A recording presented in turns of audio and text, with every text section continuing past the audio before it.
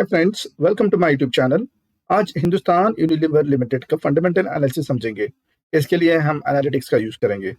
अगर आप इस चैनल पर नए हैं तो जल्द से जल्द चैनल को सब्सक्राइब करें ताकि आपको आने वाले लेटेस्ट वीडियो मिल सके। चलिए वीडियो में आगे बढ़ते हैं और एनालिसिस शुरू करते हैं। कुछ सवाल आपके लिए। इनमें से कितने ब्रांड्स आपके घर में हैं? पहले जरा चेक कर लें। इनमें से आपके कितने फेवरेट ब्रांड्स हैं ये भी देख लें। ये ब्रांड्स आप कब से यूज कर रहे हैं, कितने सालों से, और कब तक करोगे, कितने साल करने वाले हो। आप खुद डिसाइड कर लें। जो आप प्रोडक्ट्स आप यूज कर रहे हो सालों से, करते रहोगे सालों तक, वैसे कंपनीज में लॉन्ग टर्म इन्वेस्टमेंट करना चाहिए। उससे पहले कंपनी के फंडामेंटल्स भी देखना जरूरी है। एचयूएल के फेमस ब्रांड्स आपने टीवी पर एड्स भी देखा होगा। हम देखेंगे लॉन्ग टर्म इन्वेस्टमेंट का सबसे बड़ा फायदा वीडियो के आखिर में। उससे पहले ये चीज समझ लें, लॉन्ग टर्म में ही बनता है पैसा। इसके लिए बस आपको पेशेंस रखना होगा और फंडामेंटल स्ट्रॉन्ग स्टॉक्स में इन्वेस्ट करना होगा। वॉरेन बफेट कहते हैं कि अगर आप किसी शेयर को 10 साल के लिए खरीदने तैयार नहीं हैं, तो 10 मिनट के उसके मालिक होने के बारे में भी ना सोचें। तो चलिए फंडामेंटल स्ट्रॉन्ग स्टॉक्स आइडेंटिफाई करने के लिए देखते हैं कंपनी के sales growth, profit margin, profit and loss, reserves, borrowings, cash flow, ratios और रिटर्न्स। सबसे पहले बात करते हैं सेल्स की। यहाँ पे हमें देखना होगा कि एचयूएल पिछले 10 सालों में सेल्स कैसे किया है। तो सबसे पहले हमें देखना होगा सेल्स हमेशा यानी एक्सपेंस के ऊपर होना चाहिए। तो आपको स्क्रीन पे सेल्स नजर आ रहा है, अभी मैं आपको एक्सपेंस भी दिखाऊंगा। ये रहे कंपनी के एक्सपेंसेस।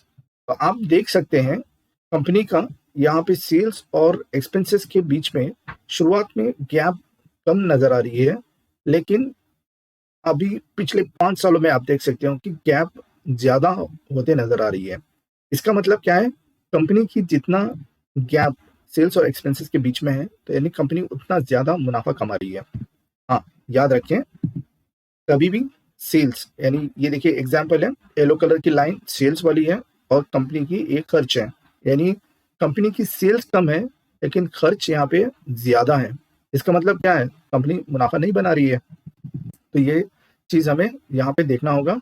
तो इसमें कंपनी ने बहुत अच्छे से परफॉर्म किया है, जहाँ पे ज्यादा से ज्यादा प्रॉफिट भी दिया है। तो दूसरा हम देखेंगे सेल्स, यानी सेल्स नीचे से ऊपर की तरफ होना चाहिए। इसका मतलब क्या है, कंपनी हर साल अपने सेल्स को ग्रो कर रही है। तो ये हमें देखेंगे कि कंपनी हर साल कितना ग्रो कर रही है। इसको हम समझते हैं सेल्स ग्रोथ की कैलकुलेशन से। इसमें हम करेंगे करंट ईयर का सेल्स को माइनस करेंगे प्रीवियस ईयर का सेल्स, और उसको डिवाइड करेंगे प्रीवियस ईयर का सेल्स से और मल्टीप्लाई करेंगे 100 से। इससे हमें एक पॉजिटिव नंबर मिलेगा। अगर नेगेटिव नंबर मिलता है तो इसका मतलब ये है कि पिछले साल से इस साल में सेल्स नहीं हुई है उतना ज्यादा। तो ये देखते हैं कंपनी का ईयरली सेल्स, ये 10% हमारा टारगेट है, और यहाँ पे ईयरली सेल्स देख सकते हैं, और राइट हैंड साइड पे हम एवरेज सेल्स ग्रोथ देखेंगे। तो यहाँ देख सकते हो आप 10% की ग्रोथ के रिक्वायरमेंट से जब हम चेक कर रहे हैं तो सिर्फ कंपनी सिर्फ एक बार यहाँ पे 11% दी है। फिर 21 के बाद आप देख सकते हो कि 18%, फिर वो नीचे आ गया है 12 और 13% के आसपास। तो जब हम एवरेज सेल्स ग्रोथ की बात करते हैं कि 10 साल का एवरेज कंपनी ने 7% बता रहा है, और जब 5 साल की एवरेज 9%, यानी अपना टारगेट लाइन से नीचे ही है। और सिर्फ 3 साल में, पिछले 3 सालों में एवरेज 10% की देखने को मिल सकती है। आगे बात करते हैं operating profit margin. Operating profit margin एक ऐसा फाइनेंशियल रेशियो है जिसमें कंपनी का प्रॉफिटेबिलिटी मेजर होती है और कंपनी की एफिशिएंसी भी। और इससे पता कर सकते हैं कि कंपनी का प्रॉफिटेबिलिटी कोर बिजनेस से कितनी हो रही है। ये ऐसा टूल है जिसमें कंपनी का परफॉर्मेंस अपने कॉम्पिटिटर के तुलना में देख सकते हैं और ये पता कर सकते हैं कि कंपनी की फाइनेंशियल स्ट्रेंथ कितनी है और ग्रोथ पोटेंशियल भी। इसके लिए हम ऑपरेटिंग प्रॉफिट को डिवाइड करेंगे रेवेन्यू के साथ और मल्टीप्लाई करेंगे 100 के साथ, तो हमें एक पॉजिटिव या नेगेटिव नंबर मिलेगा। हमें चाहिए पॉजिटिव नंबर और हमें चाहिए अबव 50%। अब यहाँ देख सकते हैं ये ईयरली ऑपरेटिंग प्रॉफिट मार्जिन की चार्ट है, और यहाँ देख सकते हैं average operating profit margin growth की चार्ट है। तो हमारा रिक्वायरमेंट यानी हमारा टारगेट है 15% ईयरली होना, और यहाँ देख सकते हो एचयूएल ने अबाउ 15% पिछले 10 सालों में परफॉर्म किया है। और लगातार उसका ऑपरेटिंग प्रॉफिट मार्जिन ग्रोथ करते हुए भी नजर आ रहा है। और जब हम एवरेज की बात करते हैं कि पिछले 10 सालों में 21% की एवरेज दिखा रहा है और पिछले 5 सालों में 23 और 3 सालों में 24% की एवरेज ग्रोथ भी नजर आ रही है। आगे बात करते हैं कंपनी का profit and loss. Profit and loss एक इनकम स्टेटमेंट होती है। ये फाइनेंशियल डॉक्यूमेंट जिसमें कंपनी के इनकम और खर्च दोनों को बताया जाता है और इससे पता चलता है कि कंपनी मुनाफे में है या घाटे में।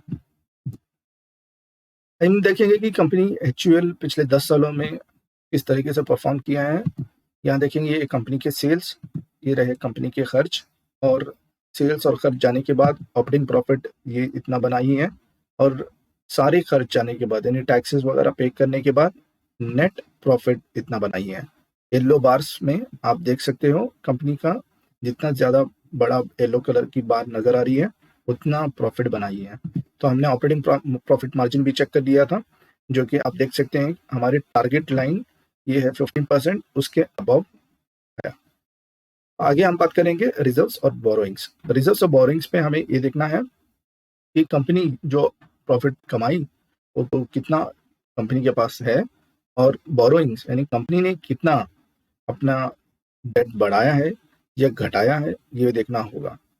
तो यहाँ देखेंगे 10 ईयर्स की कंपनी के पास कितनी रिजर्व्स और बोरोइंग्स है। लेफ्ट हैंड साइड में हम परसेंटेज वाइज देखेंगे, यानी जितनी वैल्यू है उसके मुकाबले में कितना डेट है और कितना रिजर्व्स है। तो यहाँ देख सकते हैं 85% हमारा टारगेट लाइन है, लेकिन कंपनी का डेट सिर्फ 1% है मैक्सिमम, और अब देख सकते हो यानी 4% एक बार है, बाकी सब 2% या 1% का ही डेट है, और 80 98% आप ये कह सकते हो कि कंपनी के पास रिजर्व ज्यादा है। वैल्यू वाइज अगर हम देख सकते हैं तो पिछले 10 सालों में 2020 तक रिजर्व्स कम थे, और 21 और 22 में आप देख सकते हैं कि लगातार दोनों साल कंपनी ने रिजर्व्स को अपने बढ़ाया है, बहुत ही ज्यादा बढ़ाया है। तकरीबन 47,439 करोड़ तक कंपनी के पास रिजर्व्स हैं। तो ये रिजर्व्स आगे कंपनी कहाँ पे इस्तेमाल कर रही है ये भी देखना जरूरी है। इसके लिए हम पहले समझते हैं कैश फ्लो। कैश फ्लो में हम देखेंगे ऑपरेटिंग कैश जो एक पॉजिटिव नंबर होता है, और कैश फ्रॉम इन्वेस्टिंग जो कंपनी का एक नेगेटिव नंबर होता है। हम दोनों को जोड़ने के बाद देखेंगे कि ये पॉजिटिव नंबर मिल रही है या नेगेटिव नंबर। ऑपरेटिंग कैश एक पॉजिटिव नंबर और कैश फ्रॉम इन्वेस्टिंग एक नेगेटिव नंबर। जब इन दोनों को जोड़ते हैं तो हमें यहाँ पे पता चलता है कि पिछले 10 सालों में कंपनी की यहाँ कहीं पे भी नेगेटिव नंबर नजर नहीं आ रही है, और यहाँ पे देख सकते हैं पॉजिटिव नंबर ग्रोथ ज्यादा दिखा रहा है। आगे बात करते हैं रेशियोज में। रेशियोज में हम लेंगे रिटर्न ऑन कैपिटल एम्प्लॉयड, जो कैपिटल इन्वेस्टमेंट कंपनी के बिजनेस में हुआ है, इसमें इंक्लूड होती है कंपनी की इक्विटी और डेट। इससे कितना रिटर्न मिल रहा है ये हम देखते हैं। हमारा टारगेट लाइन है 15% की ROC मिनिमम होना चाहिए, और यहाँ देख सकते हैं कि HUL पिछले 10 सालों में रिटर्न ऑन कैपिटल एम्प्लॉयड शुरुआत में आप देख सकते हैं 166% की रिटर्न यहाँ पे दिया है, और लगातार 100 के ऊपर ही आप देख सकते हैं, और 21 और 22 में आप देख सकते हैं कि 38 to 24% की रिटर्न आई है। आगे बात करेंगे ऑल टाइम रिटर्न्स। यही कहता हूं मैं लॉन्ग टर्म इन्वेस्टमेंट में ही फायदा है। तो हम देखेंगे कि इस कंपनी ने लॉन्ग टर्म इन्वेस्टमेंट में कितना रिटर्न्स दिया है। आज के लिए इतना ही है। उम्मीद करता हूं आपने वीडियो से कुछ सीखा होगा। अगर अभी तक चैनल को सब्सक्राइब नहीं किया है तो प्लीज चैनल को सब्सक्राइब कर लें और इस वीडियो को लाइक और शेयर करें। आपके लाइक करने से ही मुझे मिलती है मोटिवेशन। तो चलिए मिलते हैं अगली वीडियो में।